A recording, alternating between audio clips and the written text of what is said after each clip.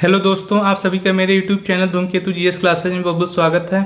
आज हम लोग एंशिएंट हिस्ट्री के टॉप 100 क्वेश्चंस को डिस्कस करने वाले हैं। जो भी फ्रेंड्स हमारे यूपी ट्रिपल एससी के पेट 2023 का एग्जाम अटेंड करने जा रहे हैं या जूनियर असिस्टेंट का एग्जाम अटेंड करने जा रहे हैं, उनके लिए यह सीरीज बहुत इंपॉर्टेंट होने वाली है। ठीक है, तो आइए स्टार्ट करते हैं। पहला क्वेश्चन, जिस काल का कोई लिखित विवरण उपलब्ध नहीं हो कहा जाता है? ऑप्शन ए प्रागैतिहासिक काल, ऑप्शन बी प्राचीन काल, ऑप्शन सी आद्य ऐतिहासिक काल, ऑप्शन डी ऐतिहासिक काल। इसका करेक्ट आंसर होगा प्रागैतिहासिक काल।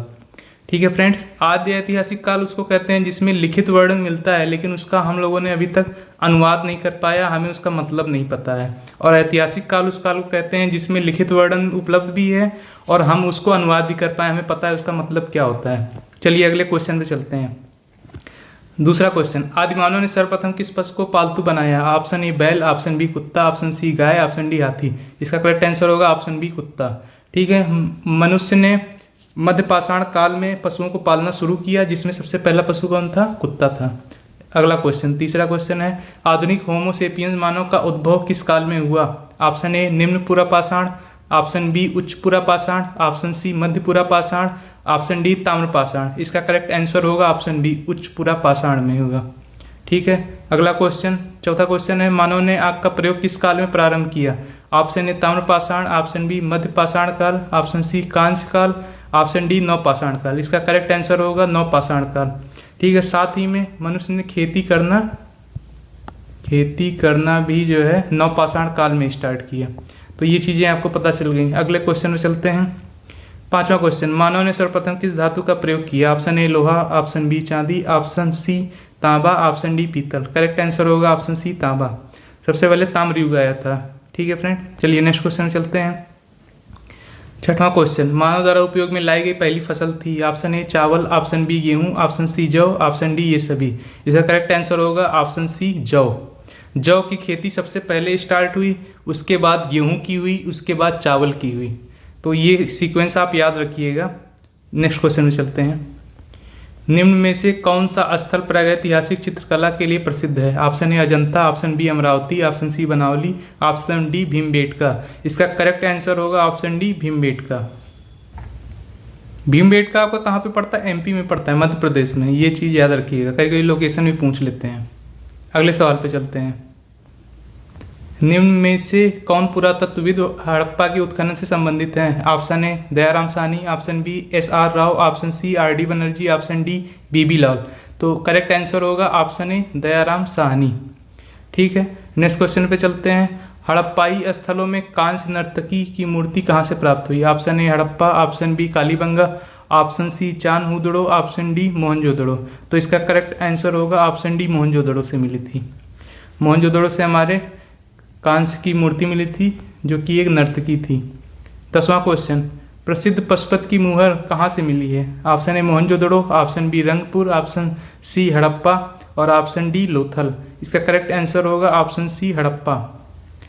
पशुपति की मुहर कहाँ से मिली थी? हड़प्पा से मिली थी। अगले क्वेश्चन में चलते हैं। सिंधु घाटी सभ्यता में विशाल स्नानागार कहाँ से प्राप्त हुआ है? Option A Harappa, option B Rakhigarhi, option C Mohenjodaro, option D Surkotada. तो इसका करेक्ट आंसर होगा ऑप्शन सी मोहनजोदड़ो। मोहनजोदड़ो में जो है विशाल स्नानागार प्राप्त हुआ था। तो चलिए नेक्स्ट क्वेश्चन में चलते हैं। 12th क्वेश्चन, पुरातात्विक सिंधु सभ्यता की सर्वमान्य तिथि है? ऑप्शन ए 2500 से 1750 ईसा पूर्व, ऑप्शन बी 2900 से 1700 ईसा पूर्व, ऑप्शन सी 1700 से 1000 ईसा पूर्व और ऑप्शन डी 3500 से 2500 ईसा पूर्व।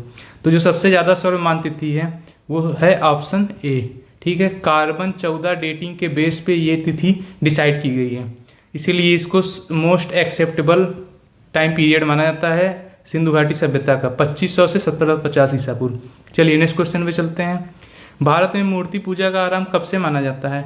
ऑप्शन ए सिंधु सभ्यता से, ऑप्शन बी वैदिक काल में, ऑप्शन सी मौर्य काल में, ऑप्शन डी गुप्त काल में। तो इसका करेक्ट आंसर होगा ऑप्शन ए सिंधु सभ्यता से।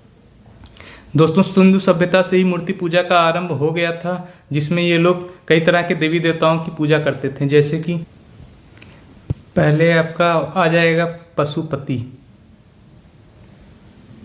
पशुपति या शिवा जिनको बोलते थे, पशुपति मतलब पशुओं का रखवाला इसको बोलते थे। ठीक है, नेक्स्ट क्वेश्चन पे चलते हैं। एक और होता था मदर गॉडेस। मदर गॉडेस की पूजा होती थी। नेक्स्ट क्वेश्चन पे चलते हैं।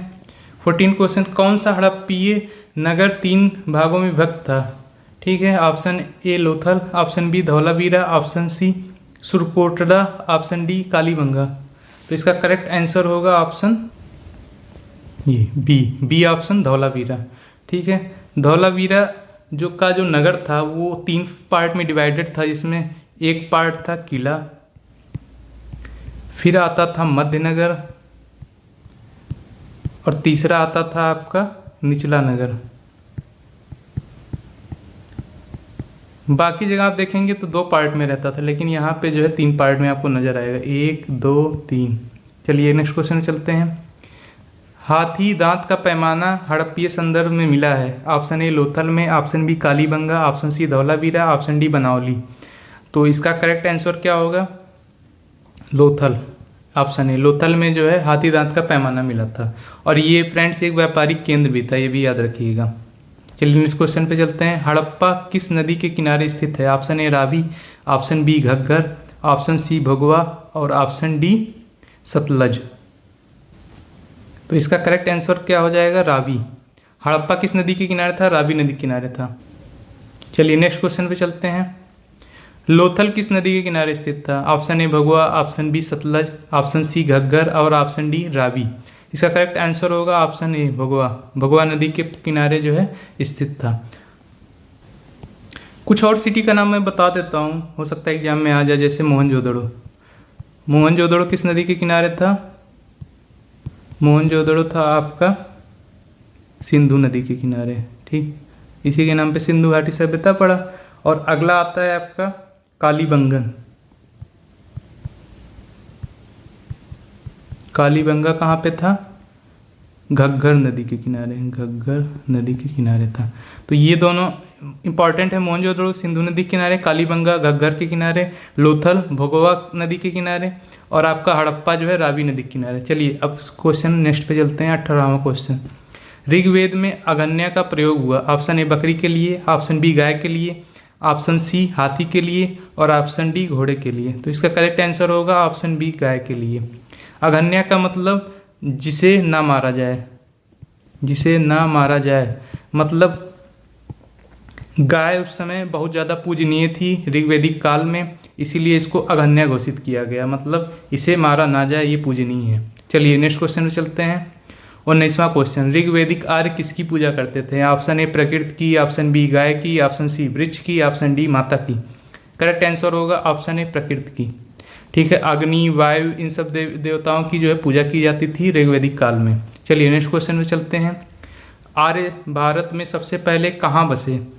ऑप्शन ए सप्त सैंधव प्रदेश, ऑप्शन बी गंडक के तट पर, ऑप्शन सी गांगेय घाटी, ऑप्शन डी ये सभी। इसका करेक्ट आंसर होगा ऑप्शन ए सप्त सैंधव प्रदेश में। आर्य सबसे पहले भारत में सप्त सैंधव प्रदेश में आकर बसे। नेक्स्ट क्वेश्चन 21वां क्वेश्चन, आर्यों का मूल निवास स्थान था? ऑप्शन ए आर्कटिक क्षेत्र, ऑप्शन बी दक्षिण रूस, option C Asia Minor, option D सप्त सैंधव प्रदेश। इसका करेक्ट आंसर होगा ऑप्शन सी एशिया माइनर। ठीक है, आर्कटिक क्षेत्र था। बाल गंगाधर तिलक के अकॉर्डिंग जो है इनका मूल निवास आर्कटिक क्षेत्र था, लेकिन बहुत सारे विद्वानों के द्वारा जो एक्सेप्टेड है वो है एशिया माइनर। चलिए नेक्स्ट क्वेश्चन चलते हैं। सत्यमेव जयते उक्ति से ली गई है? Option A Chandogya Upanishad, option B Mundaka Upanishad, option C Manusmriti, option D Rigveda. इसका करेक्ट आंसर होगा ऑप्शन बी मुंडको उपनिषद से ली गई सत्यमेव जयते। ये क्वेश्चन याद रखिएगा। नेक्स्ट क्वेश्चन, प्रसिद्ध गायत्री मंत्र किस वेद में है? Option A Rigveda, option B Samaveda, option C Yajurveda, option D Atharvaveda. इसका करेक्ट आंसर होगा ऑप्शन ए ऋग्वेद। ये मंत्र ऋग्वेद के तीसरे मंडल में किसको में मेंशन किया गया है और ये किस देवता को डेडिकेटेड है? तो ये है लॉर्ड सन, सूर्य भगवान को जो है ये मंत्र डेडिकेटेड है। ठीक है, अगला क्वेश्चन चलते हैं। 24 क्वेश्चन क्या है? ऋग्वेद का 9वां मंडल निम्न में से किस एक को समर्पित सूक्तों का संग्रह है? Option A Som, option B Agni, option C Indra, option D रूढ़। इसका करेक्ट आंसर होगा ऑप्शन ए सोम। ठीक है, ये याद रखिएगा, बहुत इंपॉर्टेंट क्वेश्चन है। और इंद्र को जो है ये भी क्वेश्चन पूछ लिया जाता है कि पूरे ऋग्वेद में सबसे ज़्यादा सूक्त किसको समर्पित हैं, तो उसका आंसर हो जाएगा इंद्र। ठीक है, और यहाँ नवा मंडल की केवल बात हो रही है तो वो हो जाएगा ऑप्शन ए सोम। चलिए 25वां क्वेश्चन, निम्न में से प्राचीन वेद कौन सा है? Option A Rigveda, option B Yajurveda, option C Samaveda, option D Atharvaveda. इसका करेक्ट आंसर होगा ऑप्शन ए ऋग्वेद। आप सभी को पता है सबसे पहले ऋग्वेद आया था, इसीलिए सबसे प्राचीन वेद माना जाता है। नेक्स्ट क्वेश्चन, किस वेद की रचना गद्य एवं पद्य दोनों में की गई है? Option A Rigveda, option B Samaveda, option C Yajurveda और ऑप्शन डी अथर्ववेद। तो इसका करेक्ट आंसर होगा ऑप्शन सी यजुर्वेद। यजुर्वेद जो है गद्य और पद्य दोनों में जो है लिखा हुआ है। चलिए नेक्स्ट